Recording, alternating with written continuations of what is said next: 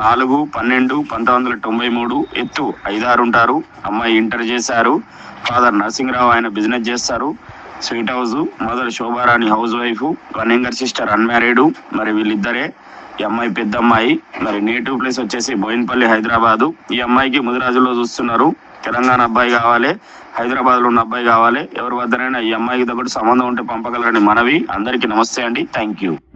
అమ్మాయి పేరు శోభారాణి, క్యాస్ట్ ముదిరాజు.